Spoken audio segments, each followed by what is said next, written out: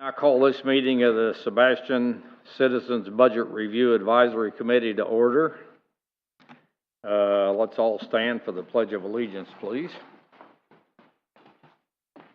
I pledge allegiance to the flag of the United States of America and to the republic for which it stands, one nation, under God, indivisible, with liberty and justice for all. Okay. Introduction of members. Do you want to take the roll call? Yeah, we better have a roll call. Okay, thank you. Mr. Hoffman? Here. Mr. Napier? Present.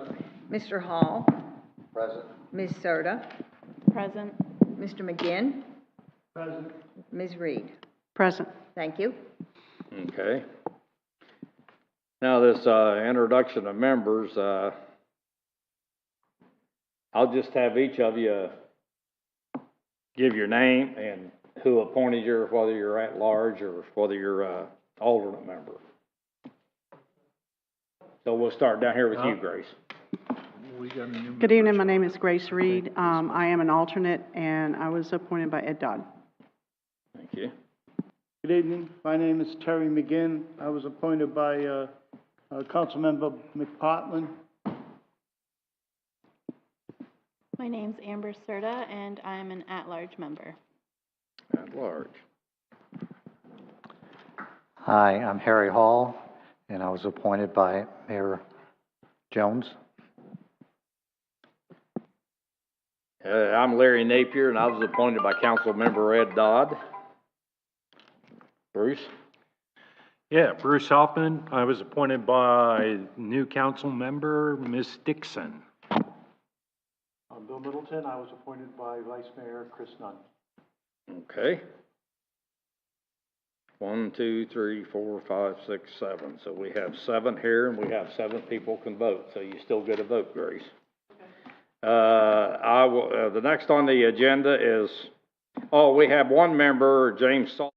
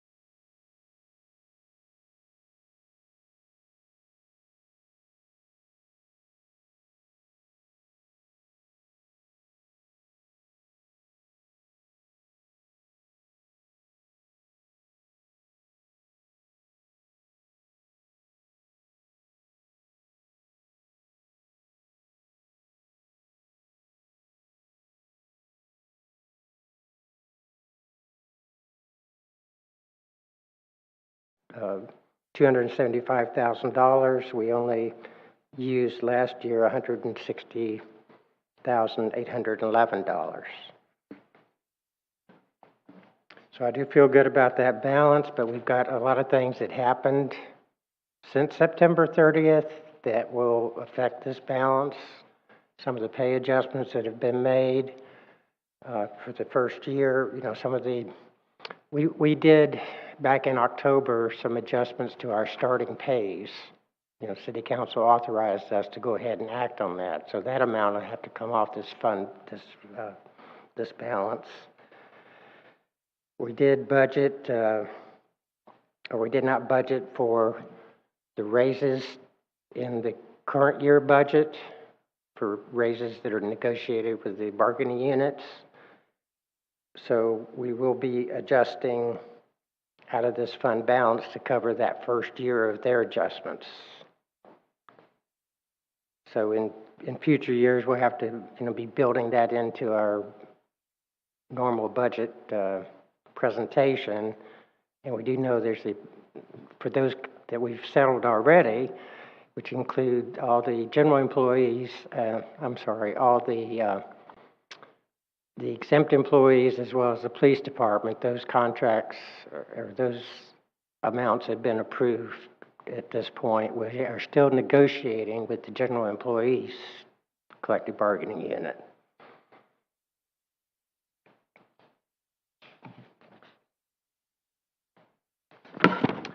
So the following page, I do pick out the stormwater fund because that's one of our areas that I think the public is probably most interested in. And the revenues this year, we were successful in budgeting almost to the dollar what we would receive in stormwater fees. And the spending was somewhat reduced over what was budgeted, so it also ended up with available funds at the end of the year quite higher than we had anticipated. Mr. Hoffman did point out to me on the golf course fund, I did make an error.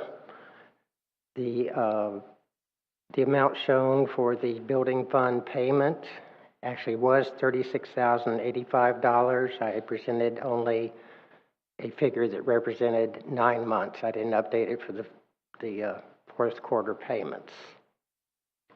So that comes off, actually that difference was included in the operating expenses. So instead of $1,403,000, it would be $1,394,000 that they actually expended during the year, which is would be about 97.5% of their budgeted expenditures. They did have a very good year revenue-wise, so it did have a favorable impact on the reserve balances for the golf course.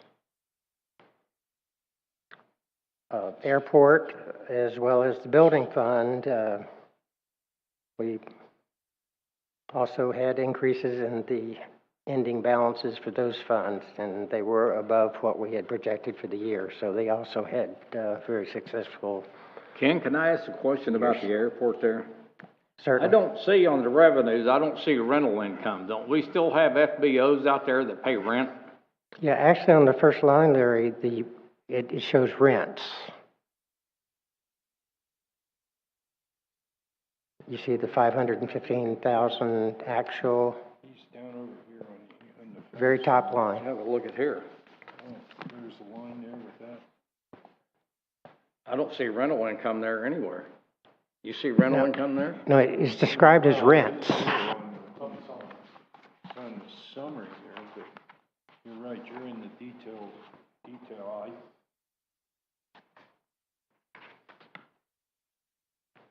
See it down here, rents. Yeah, I see rents in the fund summary, but when I get over here to the detail sheet, I don't see it. It's just, is that all lumped in miscellaneous revenue? Is that what that is? Since rent, I guess, technically is miscellaneous revenue. But it's such a major source of revenue at the airport. I assume that includes the rent from the golf course as well as the fixed base operators, correct?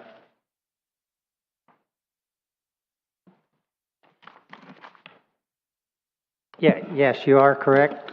The amount shown as miscellaneous revenue on the detail sheet does include the rental income, everything really except for the transfers in is shown on the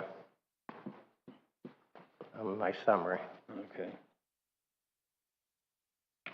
Sorry I interrupted you there, but I was just a little confused on that one. I didn't see it over here on the detail sheet. Well, certainly fine.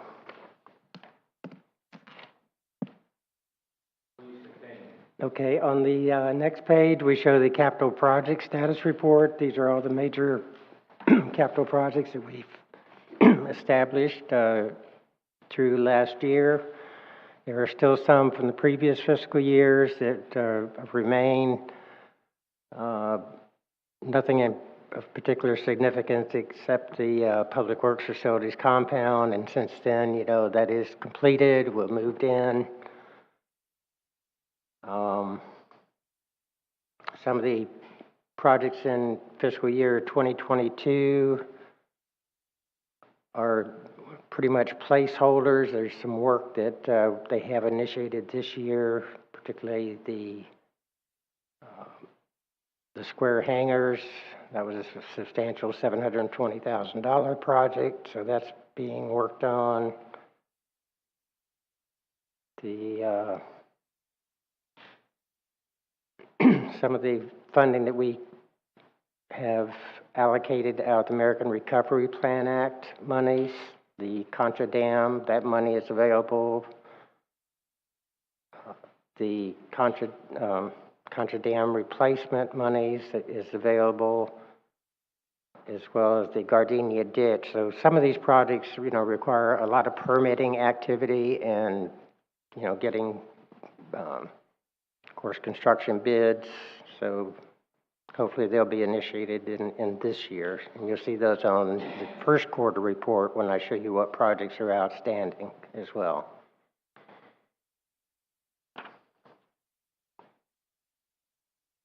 Of those that we budgeted, we did actually spend 69.8% of those funds. So like I say, there's some of them that are pretty involved.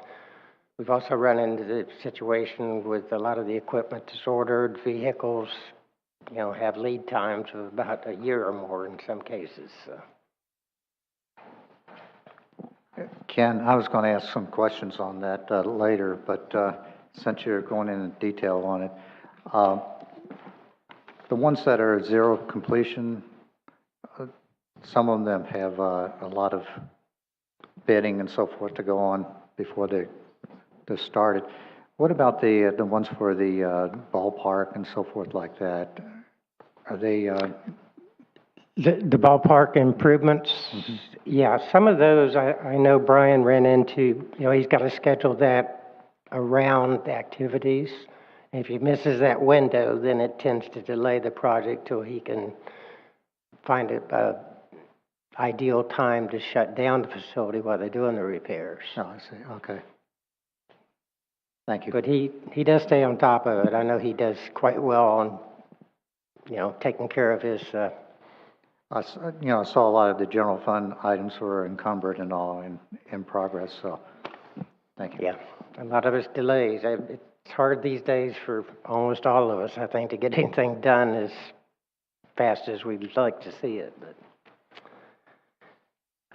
on the next page, it's got a threefold purpose. I show you where the city's money is being held, and it's actually in three different places. We have some with the local bank, we have some with the State Board of Administration, and several years back I did break out $500,000 and put it with another money management account that's authorized for cities to use. On that account, it hadn't been doing very well. I've lost a lot of the gains I had back when. But recently, with the way rates are going, they invest in maturities that are not more than 2 years, but most of them are their average maturity is like a year and a half. So now that rates have been climbing again, we're going to see some recovery of some of our proceeds on the 500,000. I mean, we still got a balance of 527,000, so we've got some earnings there, but it's not a very good return if you look back over the time that we've held the money. So you've only got funds in the SBA and Seacoast Bank. You don't have any in that League of Cities investment pool that they used to run? No, I Didn't you all used to have some money in that? There are probably now, Larry, about 12 or 14 different investment pools, including the League of Cities and this one. Right. In fact, I met last week with a gentleman that represents now one of those different ones. But, you know, I was really hoping after I invested that 500,000 in that source to diversify the funds more and not have so much, you know, with either the local bank or SBA, but spread it around more. So I may be pursuing that as far as using another outlet to spread out the funds even more. As I recall, that was a relatively short-term investment pool. It's like, I don't think they had anything over 3 years. Well, I think they have to be of the shorter maturity, invested in government-backed securities. So, but y'all don't have anything in that now. It's all safe investments. Right. Maybe not so good with the returns when we went through this last couple of years of periods of very low return on the money market rates. So. We are working on the interfund loans. We'd love to see those go away. The golf course, you know, amortizes the $700,000 of what was used for their irrigation system improvements, but then they've got an additional loans that were made after that for the other improvements made at the golf course about, I guess about 4 years ago now. Obviously, those have paid off. We've been, you know, the condition of the course, I think, has helped with our play out there. So we should continue working on that. The airport is paying its amounts back to the discretionary sales tax fund that were used to construct a couple of, or their first 2 major hangars. And some of that loan was from the building fund, so from the golf course. So we are paying on that. The good news is on the outside party debt, we've made the final payment on the paving improvement note this past December. So that is now gone. So we have no long-term debt. We are looking at the golf carts. We are hoping that we can get the bids on that and actually go with a cash. Those are all done, right? We're waiting on the new golf carts. They're in the current year budget. There's like a 1-year delay, but they have been approved. We took the bids on those and awarded the bid. The ones that are out there now are paid off, right? They are. And once we start receiving the new carts, we'll do probably what we did the last time, is we'll put those on what we call the government deals website. So they actually auction off the carts, and we did quite well on recovering some of what we'll need for the purchase price. So when the money from the old golf carts comes in through this auction, where do those funds? No, definitely back to the golf course.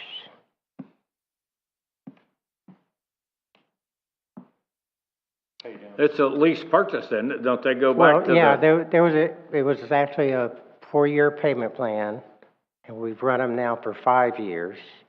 Yeah, lease, yeah, and add no. But those lease payments were paid by the golf course, so it's not like. They go back to the vendor, right? Because they're only we lease purchased them, I guess we own them, we trade them in on the new ones? Yes. Okay, that's what I thought. And I think the last time around, we probably had like $160,000 that we recovered from the sale of the previous. So we don't try to sell them, we just trade them in on the new golf carts? Well, we looked at the trade-in, and we did better on actually putting them up for the auction. Really? Yes. Ah. Ken, on the $500,000 cash flow loan for the golf course, there's no interest rate showed there. Do they have an interest rate? No. That's a no-interest loan? No, it was never established as an interest loan. The $700,000 that we did for the irrigation system, that was actually it went to council and it was established at an interest rate expense. Of course, what we established was like 1% below the 10-year Treasury rate. So it's like less than 1% that we're actually paying in interest on that money, but. Okay. I think our strategy is once we can take care of the initial $700,000 loan, then we'll try to continue those payments to satisfy the $500,000. If they keep having good years like the last couple of years, it'll start helping us.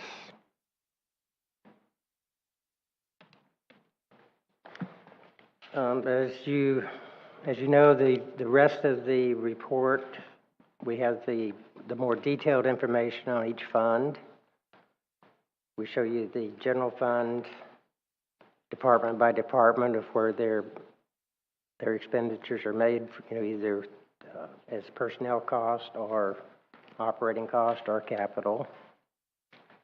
And then the very last section is reporting from each department on what their activities were during the quarter. So, be glad to take any questions or try to clarify anything that's on your minds.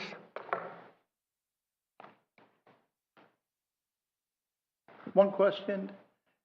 The miscellaneous revenues, a rather large number. Can you give us a sense of what's inside that miscellaneous, just in very general terms? In some of the reports, I think Larry brought up the question about the rent and the income. It's kind of the way we've got our accounting system set up, where the account numbers roll up into the categories that are shown on the detail report, and some of those are less than ideal. And you mean the chart of accounts? Yeah. The series of the account number. Under the Florida Chart of Accounts, there's a series of revenue numbers that roll up to miscellaneous revenue. Now, what we can try to do is, that particularly like on some of the significant ones, so we in the future we can start trying to break those out, even though it's rolled up in our system and the systems report. We can take that little extra effort on, like I say, on at least some of the significant ones, right, to make it more clear. Is there any 80-20 rule there? For example, it's 367,000. So this year, are there any 5 units that account for a lot, or is it all a whole bunch of small items? Are you looking at the general fund miscellaneous revenue? Yeah. That is a combination of several revenues. One was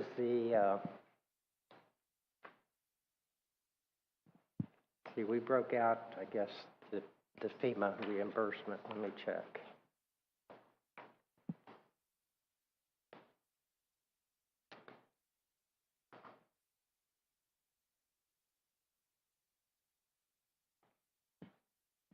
Yeah, on the summary report,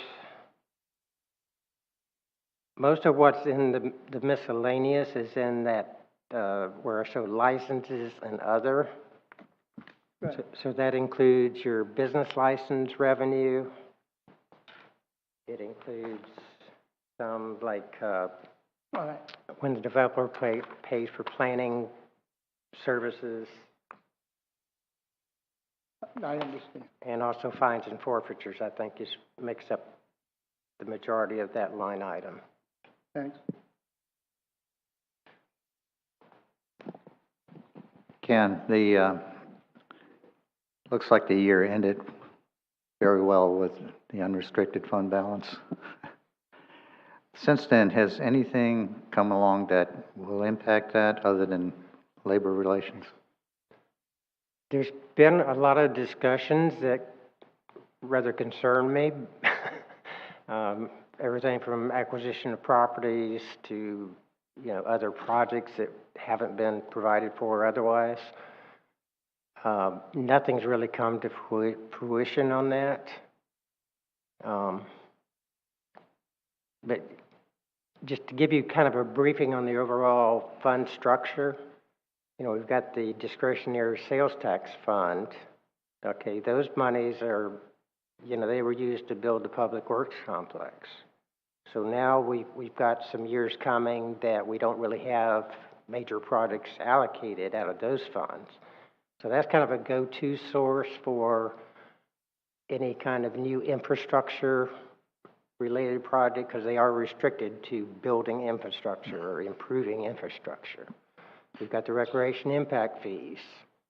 Brian, our director, has pretty much scheduled those out. So it's not like there's a large surplus that's not been earmarked either, in future years at least.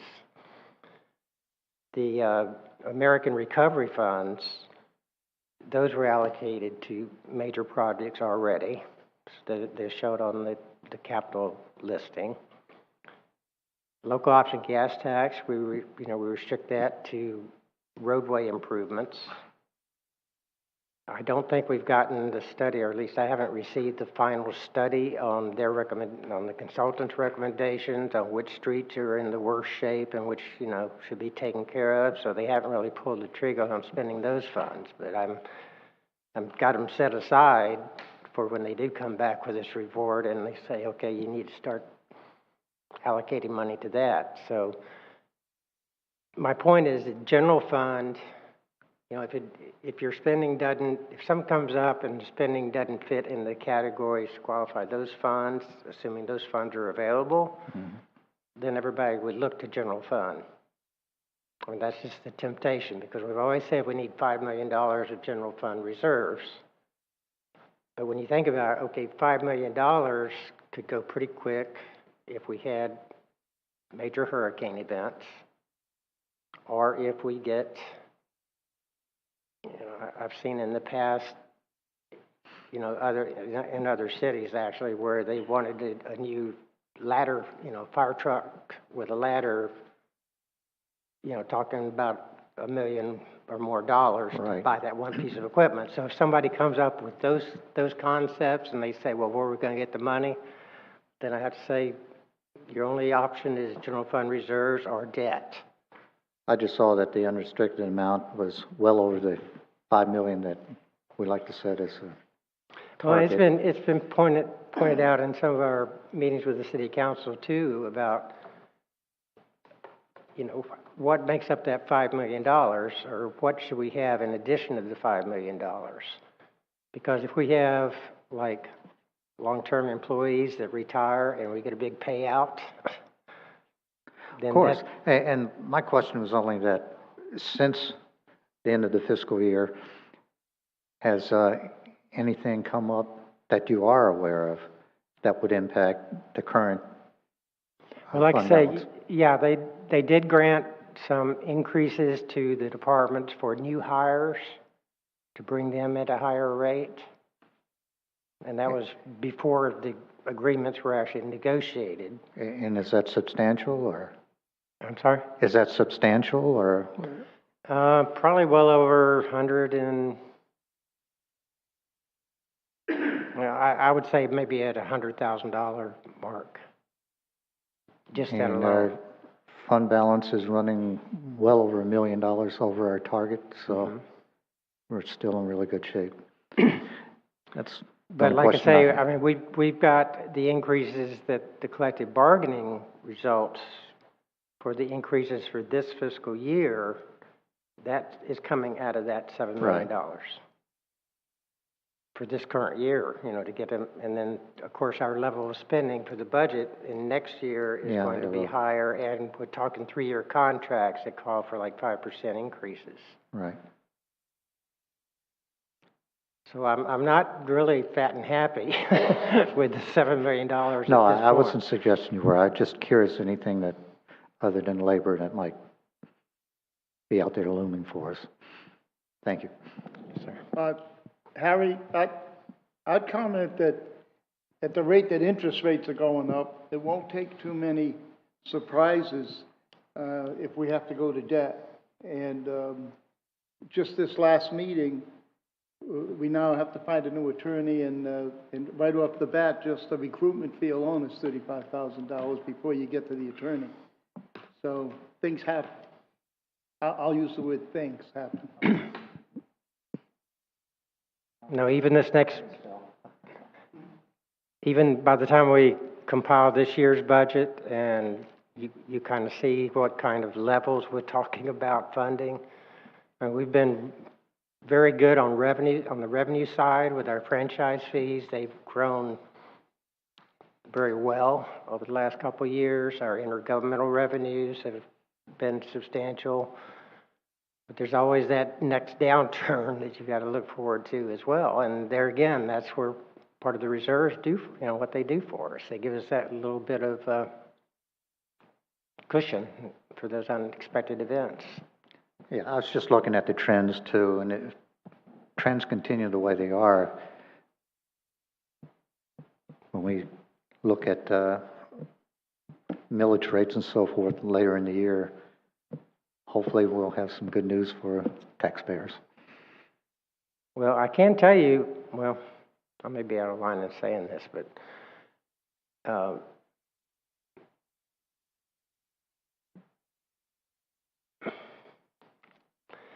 the city council, I think, is aware that in this coming year, the millage, something will probably need to be done to balance the budget. Well, what impact would the new annexation have? For quite some time, until things are developed out there. Okay.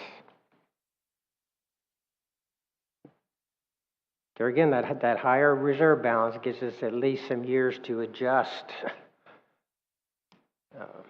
If we needed to, use some of that reserves, to spend it down. Well, it'll take that annexation about a year to hit the tax roll for the city, right?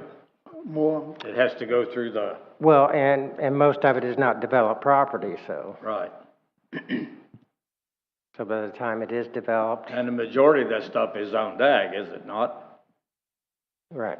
Yeah, and you have to bring it into the city like it was in the county until you actually rezone it. Yeah, I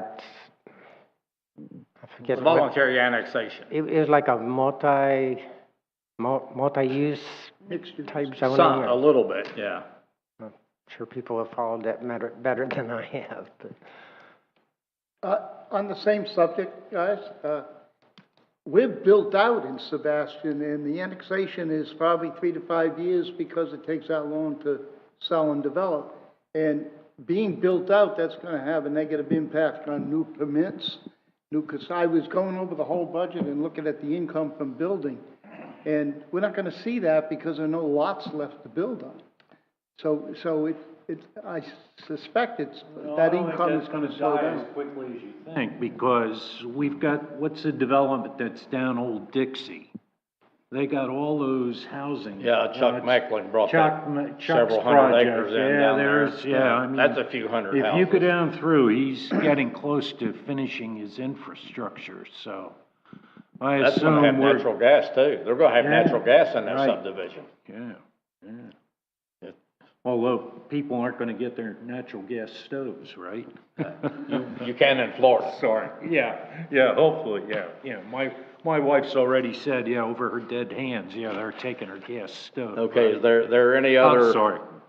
Any other comments? Bill, you have any comments or questions about Bruce? Yeah. Are we done with hurricane settlements? I see we collected 148,000, right? You never get done with that, Bruce. We're done with our collections? Well, we're done with those storms that I handled. Now, the ones that were with Eon and Ion, or whatever that one was, and the other one. The two for this year? Yeah. Oh, we're actually filing claims for those? Of course. Well, the last one, came through. Yes, I'm not personally handling that paperwork. Our city engineer has taken that How about the responsibility, but- excess payment we got back from them? Did we ever send the funds back yet, or are we still holding funds? Is that like You nailed me again. 79,000 or 81 or something? The $80,000 is still sitting in a liability account because sooner or later, FEMA will come in and they'll want to audit those reimbursements, and I'm sure they'll finally find out. Well, they may not make you pay it back, they may net it out against a future allocation that you get. Yeah, if they ever figure it, yeah. Yeah, I've seen them do that too. Let me ask you a general question about the expenditures from last year. We only spent 92.8% according to your numbers. How does that compare to prior years? It seems low. It is lower than in the Is past. that staffing issues mostly? Some of that was vacancies, during the year where we had budgeted the funds but didn't actually end up spending them. I think the departments have managed their budgets very well. Yeah, you That's what just it looks kind like to of, me. yeah, but you go, geez, Yeah, that every seems single department in awful. the general fund is under budget. Yeah, and you go, why? Yeah. Yeah, but the leisure services, I know they had a number of open positions during the year. Police department, of course, they had trouble hiring there for quite a period of time. And it's the environment too, as far as the hiring, increasing the minimum starting pays has helped us substantially. We now get applicants that seem to be qualified, and we've been able to fill a lot of the positions that over the past year were left vacant because of no interest. So. Is that it, Bruce? Yeah. Yeah, basically. I've only Okay. got one comment I'm gonna make on the general fund. It's a great report, and the city really finished the fiscal year out really well. But I noticed that we ended up with actual revenue in the general fund about $350,000 over the budget. And I believe that was the number, the difference between rollback and the millage rate that we actually recommended. I think that was around $350,000. So we probably could have hit rollback and would have still been okay. Now, that's all I had to say. Amber, did you want to say anything? No? Grace, you want to say anything? Oh, you want to say something else? Go ahead, Harry. Well, that's a flip of the coin on the 300,000. We could have ended up needing it, but going back to what Bruce was... But we didn't. We got lucky. Well, going back to what Bruce was saying about the money that FEMA may want back, where's that being held now? It's not in an account in the general fund, is it? It's a separate... The $80,000 Yes. that they paid us that we didn't really ask for. Where is it residing? Is it in the It's on my special general revenue fund balance. or? It's on the general fund balance sheet as a liability. Keep it till they demand it back. Yeah. Okay, so it's part of the fund balance then. Okay, that's what I want to know. Oh, yes. Okay. Nothing further on the quarterly report. Looked very good. It was encouraging. It's very positive for the city. Revenues all across all the funds, revenues exceeded expenditures. And expenditures were under budget. Yeah, Bruce? Can I ask one more question, Ken? What do you know of the plan to, where we talked about tax rolls, what's the plan with the old city maintenance yard to get that, because that was Jim Hill's baby, was to get that back on the tax rolls, sell that off? You talking about over in the triangle? Yeah, in the triangle. Yeah. Now, I'm sure we've got some environmental issues over there with fuel tanks in the ground that. Well, that's how I was going to respond to you, that there were, issues with the fuel tanks even when we were operating it. Historically, there's been something since, over 15 years ago when I started. There was issues with the fuel tanks there when I worked here. Yeah, and there's some, it's on the radar for like the state to help fund the improvements or the cleanup with a share paid by us. And the latest estimate that they tossed out was like $90,000 that we would have to pay towards a cleanup. But there's been favorable reports come in on their groundwater testing and their wells that they have in place, and some of those look more optimistic, and we thought they were just going to waive it, but they didn't end up waiving it, so, and saying, you know, that wouldn't be necessary. We still have those monitoring wells over there, or are they, Yeah. they finished? They're still there? No, they're still there, and they're still being monitored and reported. Oh, yeah. So until that gets cleared up, hopefully. That thing takes on a life of its own once you have, especially diesel fuel. Yeah. And that's what mostly we had the issue with. A little bit of gasoline, but. So I don't know how quickly, you know, unless there are, you know, the Brownsfield program, Larry, you're probably familiar with that, where there's, the feds will provide special tax treatment and maybe enable a sale even under those conditions, but. Anything further? Okay, let's move on to review of the budget calendar and discuss the next meeting date. I already had, I think in your email, Ken, we had, we got to add one in here. Don't you have us scheduled next Monday? Yeah. On the 20th for the first quarter of fiscal 23? For the first quarter, we will need to meet. So we need to slip that in here, right? Yeah, I had it on the budget calendar as an alternative if the first quarter report wasn't completed. So we do indeed need the March 13th meeting. So that'll be on February 20th, right? We need to pencil that in on this calendar that's in the packet. It's not on there. Well, actually on tonight's meeting, I had a little footnote kind of thing. Here, look in the front. Go to your agenda. Here. He wants to have it Monday, March 13th. You want the next meeting? I thought I saw in one of the emails it was like a week from today, like the 20th. Didn't I see that in one of the emails you sent out? I don't think so. There was a comment. I'll have to look again. If not, March the 23rd is, I guess, here, March 13th will be the next one, and that is, let's see, that's not even on here. It's about. Because our next meeting on this calendar in the packet I got is on May 15th. Yeah, but if you look back on the February 13th meeting line, that second line down, that's where I said if it's completed, the first quarter would be covered tonight as well. And I said, or scheduled for March 13th in parentheses.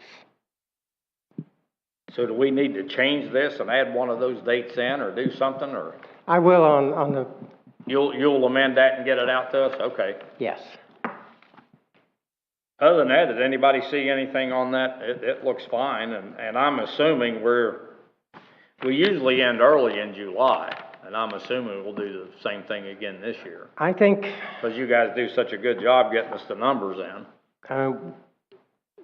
One advantage we have this year is because they are going with a program to approve the pay rate. You know, we'll know the pay rates for next year going into the budget, whereas before it's been July or August before we knew what that coming year's price tag was going to be. So now we can extend out and know what the price tag is early on.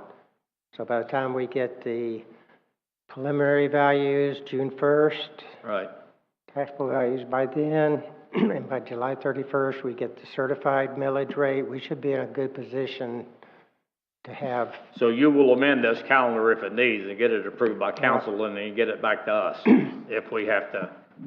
Yeah, I mean, seldom is there a problem with speeding up the dates, so that's my hope that this year we can do that. But, you know, there's like I say, there's issues on being able to afford what numbers we will be expecting. So, anyone on the committee have any questions about the budget calendar?